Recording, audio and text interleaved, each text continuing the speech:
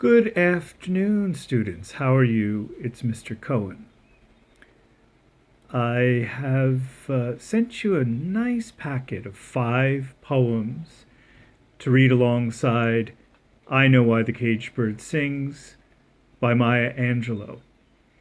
The first one was Conscientious Objector, Invictus, Sympathy, Caged Bird by Maya Angelou herself, and When Death Comes by Mary Oliver. I've asked you to choose one of these 5 poems, to really study it closely, to memorize it, and we will do some kind of virtual recital at some point over the next 2 or 3 weeks. So you can read over these poems, choose one, and make it yours. Some time ago, I sent you an email talking about a character from chapter 15 of I Know Why the Caged Bird Sings, character named Mrs. Flowers, who befriends Maya in a very dark time and gives her some very powerful reading lessons. I think they're very wise and can be very helpful when you're reading this book, any book, poetry. I wanted to go over the 3 lessons that I found in chapter 15. The first one comes in this paragraph. It says, "Your grandmother says you read a lot. Every chance you get, that's good, but not good enough. Words mean more than what is set down on paper. It takes the human voice to infuse them with the shades of deeper meaning." I memorized the part about the human voice infusing words. It seems so valid and poetic. So one piece of advice from Mrs. Flowers that Maya Angelou gives us, her readers, is read out loud. Words on paper, that's nice, but there's something about the human voice that gives a deeper meaning to the words that you read. So read aloud. Do it as often as you can. The second piece of advice, which comes right underneath that, this is in chapter 15 of I Know Why the Caged Bird Sings. The second piece of advice, it comes in the next paragraph. It says, "She said she was going to give me some books and that I not only must read them, I must read them aloud. She suggested," here it comes, "she suggested that I try to make a sentence sound in as many different ways as possible." Now, this is great advice. She suggested that I try to make a sentence sound in as many different ways as possible. She suggested that I try to make a sentence sound in as many different ways as possible. I'm doing it right now. I'm reading the same sentence over, and I am trying to make this sentence sound in as many different ways as possible. You find new things and new ideas in something that you're reading when you just vary it up, when you try out new ways of saying the sentence. When you go to college and you read really hard and really complicated books, this is a key to making sense of them. And it really helps when you read great poems, like the 5 that I sent you, to do this, to try to make a sentence sound in as many different ways as possible. Now, the third piece of advice was found just a little bit later. I'm going to turn the page here. Number 3, there's one more thing. This is, again, Mrs. Flowers. There's one more thing. Take this book of poems and memorize one for me. Next time you pay me a visit, I want you to recite. And so that's the third bit, and that's what I'm going to ask you to do. It's a great thing to do, to memorize poetry. Now, I wanted to take a look at 2 of these poems over here and just kind of talk about what might be helpful when you start to start to memorize them. And the advice that I really want to give you was the second piece of advice from Mrs. Flowers. Try to make a sentence sound in as many different ways as possible. Now, I have printed all these poems out, but it's not necessary to print it. I also like to, when I'm working on poetry, I like to write it out myself. And if you don't have a printer, or you just would prefer, you're welcome, you're invited, you're encouraged to write it out by hand. And so I'm going to work on these poems actually on the printed copy just because it's easier to look at. And first I'd like to look at the third poem in this packet, Sympathy, by Paul Laurence Dunbar. One of the things I like to find out first is, do we find rhyme and rhythm in the poem? And this one seems to have some very clear, formal qualities to it. Like, let's first talk about rhyme. Does it have a rhyme scheme? We notice that it's got these 7-line stanzas, 3 of them. Let's see if we can find a rhyme scheme. I'm just going to make alas here. That sound, alas, A. And then the next one is slopes. Let's make that B. And then grass, that's rhymes to the last. Let's make that A. And glass, that's also A. And then opes rhymes with slopes, B. And then steals, that's new, C. And feels, C. And so it goes A, B, A, B, C, C. It's just nice to notice it. When you say it, you will, when you're aware of it, you will use it in some way to make your recital great. Let's see if stanza number 2 follows the form. Wing, let's make that A. And bars, let's make that B. And cling, that's A again. Swing rhymes with wing and cling, A. And scars rhymes with bars. And sting, should we call that A? No, let's just call it, just for the sake of keeping consistent, C, C. And I'm not even going on the third one because I just know it. It's got to follow the same form. And so it's got a rhyme scheme. It goes A, B, C, C. Now let's talk about rhythm. To find out if it's got a certain kind of meter or a certain kind of beat, you got to read it. And so I'm going to read the first line in a few different ways just to see if I can find any kind of beat, some kind of regular motion, some kind of rhythm to it. I know what the caged bird feels, alas. I know what the caged bird feels, alas. I know what the caged bird feels, alas.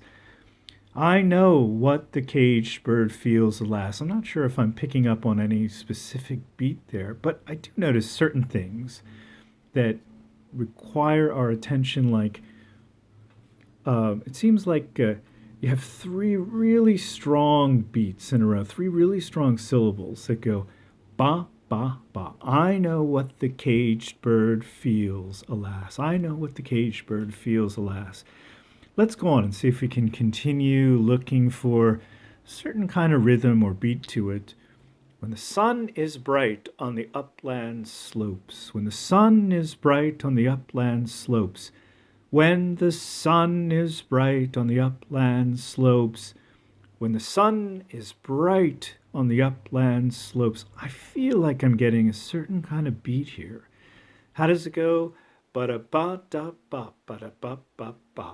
When the sun is bright on the upland slopes. When the sun is bright on the upland slopes. Let's see. I'm just going to mark it. I'm going to mark it X for unstressed. Stressed. And slash for stressed. And I'm just going to mark this. When the sun is bright, it goes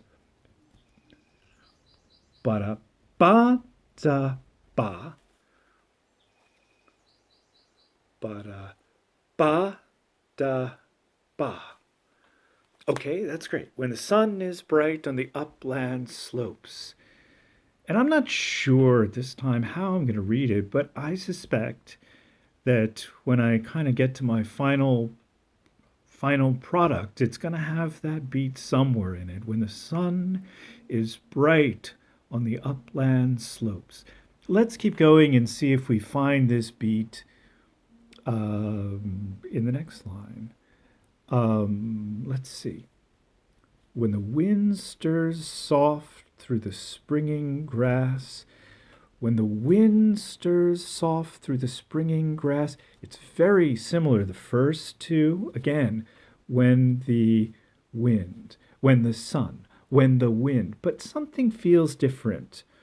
It seems like in the first line up here, it seems to have these three strong syllables. When the wind stirs soft, and then it continues to have the same pattern. Through the springing grass, when the wind stirs soft through the springing grass. What about the fourth line? Again, we have, and the river flows like a stream of glass. And the river flows like a stream of glass. And so this one seems to, line 4 here seems to resemble line 2. It's got that same beat. Ba-da-ba-da-ba, ba-da-ba-da-ba. Knowing that beat and being able to internalize it will help you learn it and help you memorize it and help you understand it too. And so a lot of studying poetry is about just trying to get a sense of how the beat works. Let's take a look at the fifth line. When the first bird sings, I think that is got that pattern of da, da, da, just like wind stirs soft. Cage bird feels, wind stirs soft. When the first bird sings. And then let's go on with this line. And the first bud opes. Oh, we get it again. First bud opes. Everything kind of slows down when you have those big stressed syllables right next to each other. When the first bird sings and the first bud opes, and the faint perfume from its chalice steals. Well, that's like line 2 and 4. Ba-da-ba-ba-ba, ba-da-ba-ba-ba. I know what the caged bird feels. I know what the caged bird feels. I'm not sure of the beat of the first and the last line, but it seems like lines, 2 through, how many lines we got here? 1, 2, 3, 4, 5, 6, 7. Lines 2 through 6 all seem to have ba-da-ba-da-da or ba-da-da-da-da. Now, there's a beautiful word in here, chalice, and that word actually showed up in Macbeth. And I just want to show you a picture of a chalice and try to help you make sense of this. Here it is, a chalice. It's some kind of beautiful, very old, very expensive kind of gold cup. Here's a nice picture right here. And what is the meaning of these lines here? When the first bird sings and the first bud opes. Bud, I guess that's some kind of flower opening up in springtime. A flower that's got a great odor. When the first bud opens in spring, the first bird comes out and the first bud opens. It's such a beautiful scene. And the faint perfume from its chalice steals. Its here seems to be That seems to be the first bud. When the first bud opens, and the perfume comes out of its chalice, out of its kind of cup. That moment. So that's that poem. I wanted to look at one more poem with you today, and that is another poem that I'm starting to work on. I've written it out, but I'm not going to analyze it on this paper. It's just my handwriting is not as good as what we see right here. This is called Conscientious Objector. A conscientious objector is a kind of thing. It's always good to use the internet as much as you can. A conscientious objector. And if you're studying this poem, I'll let you look at it yourself. It's a person who claims the right to refuse to perform military service. And this poem has such long lines, very long lines, and it doesn't seem to have any rhyme scheme. Death, floor, morning, girth, up, ran, swamp, roll, either, door, death, me, come. No, it doesn't have any rhyme scheme. And I don't even think it's got like any kind of regular beat like you find in Sympathy. But it's got some things going on that will help us organize it and make it musical. So this poem starts, I shall die, but that is all that I shall do for death. I shall die, but that is all that I shall do for death. I shall die, but that is all that I shall do for death. I'm not sure how I'd read that. But I do feel like this word right in the middle of the line, all, seems to be important. And I find it kind of buried in other words like shall, and I find another shall. And when I start noticing that, I can kind of tune the line a little bit with all those alls. I shall die, but that is all that I shall do for death. You also have some nice alliteration going on here. So I shall die, but that is all that I shall do for death. I'm not sure what I'm going to do with that line. Let's keep going. I hear him leading his horse out of the stall. Now that all again, all. I'm just going to draw a line from that to that. And let's see if I can kind of connect this all and this all. Let's see. I shall die, but that is all that I shall do for death. I hear him leading his horse out of the stall. Yes. I hear the clatter of the barn floor. We have a kind of nice sound here too. Clatter of the barn floor. Let's see. He is in haste. He has business in Cuba. Business in the Balkans, many calls to make this morning. I'm getting more like definitely calls, right? That's like stall and all. And also Balkans, right? And there's other kinds of great sounds like make and this morning. And you have business twice and Balkans. And so this poem doesn't have your rhythm and rhyme like you have in such a classic poem like Sympathy. It's much freer, but there are things that you can find to kind of shape it. Let me read over the first 5 lines again. I shall die, but that is all that I shall do for death. I hear him leading his horse out of the stall. I hear the clatter on the barn floor. He is in haste. He has business in Cuba, business in the Balkans, many calls to make this morning. But I will not hold the bridle while he clinches the girth. and he may mount by himself. I will not give him a leg up. I hadn't talked about these lines. There's some real horsey stuff going on in lines 4 and 5.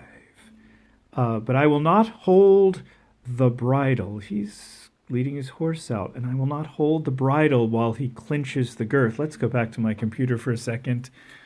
And what did we have? We had bridle. This, I'm not a horseman at all, so I kind of have to do research myself. But I knew what a bridle was, right? That's what you put over the head of a horse to control it. But there's also girth. I didn't know what that was, and I had to research it. Can you see this? It's like what you kind of strap around the body of the horse. And so what is it? I will not hold the bridle while he clinches the girth. Who are we talking about? We have a personification of death. I'm not going to hold the bridle while he clinches the girth.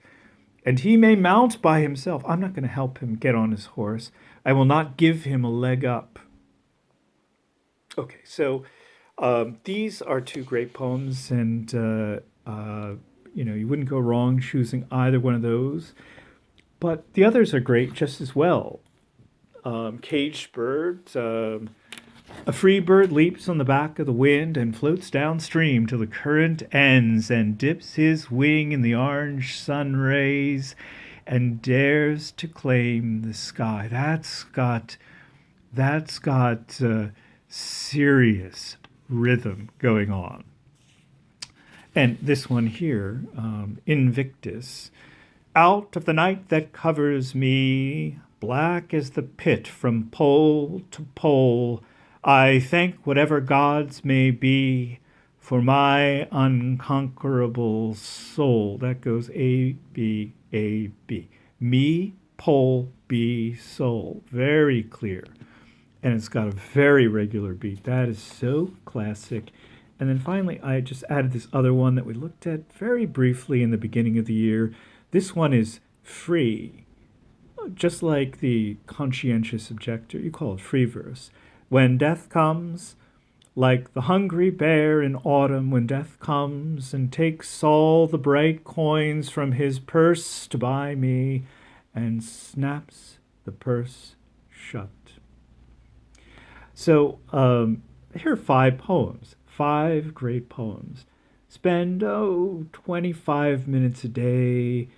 Once you choose one of these poems, spend 25 minutes a day and just read it and mark it. If you don't have a printer at home, no problem. You just write it out like I've started doing with these 2 poems here, and really try to find the patterns and to make it really sound.